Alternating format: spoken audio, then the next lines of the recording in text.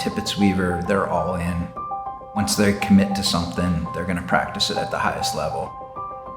It is truly inspiring to see a small firm in a small market practicing architecture at the level that they're doing it at.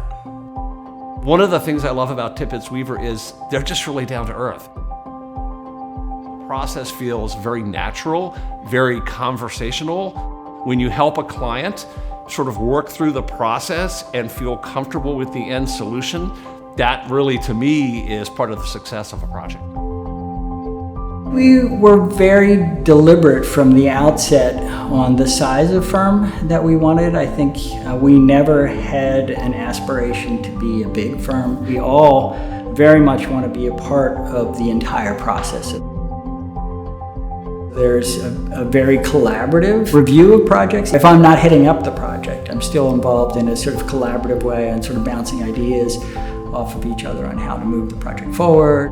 The partners really are designers and architects. We love the craft, we love our work, we love to do drawings, we love to build models, and we've been able to stay, as a small firm, actively doing that. Tippetts Weaver has been the perfect firm for me. I love the intimacy of a small firm where you get to touch every project. If I ever raise my hand and say, hey, I'd really like to work with that client, there's never a question. That's what makes this firm work, is that we're all here to help support that project. Sometimes we'll take a project that it's more about the project and the organization than it is about the fee. And I think that's part of what sets us apart, is we're willing to take on these jobs and really put our heart and soul into the design.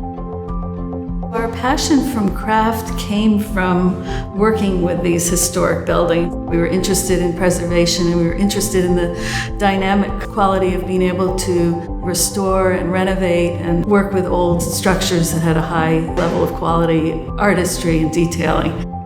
That informed our work. Much of the work that we're doing involved historic buildings, really trying to take as much as we possibly can out of an existing building, really use as much of the fabric of what's there as a starting point for our projects. Taking away only what's really necessary. The subtractive process is probably every bit as important as the additive process.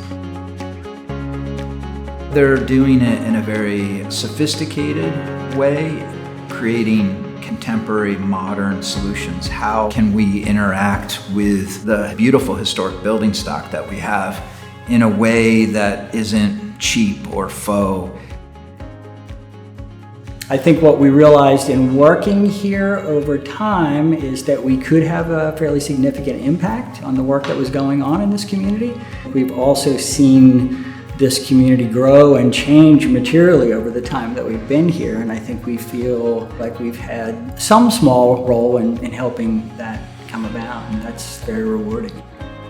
In many cases, budgets have been relatively tight on much of the work that we do, and so what that usually means is we end up kind of focusing most of our energy on taking one or two elements of a building and really maybe making those couple small elements that we can spend a little bit of extra money on really special.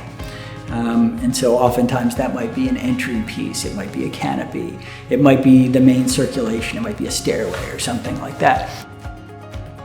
Tippetts Weaver not only helped our vision come to life, they went way beyond what I think any of us imagined could be accomplished in this space. The combination of the design skill, the functionality, and the materials that they used brought this to an entire new level.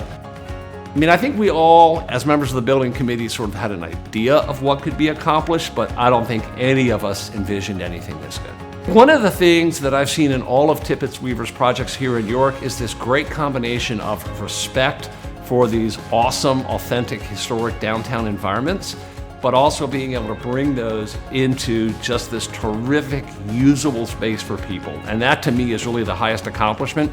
Things that are great to look at are wonderful, but things that are great to use are even better. That really, to me, is the greatest pleasure.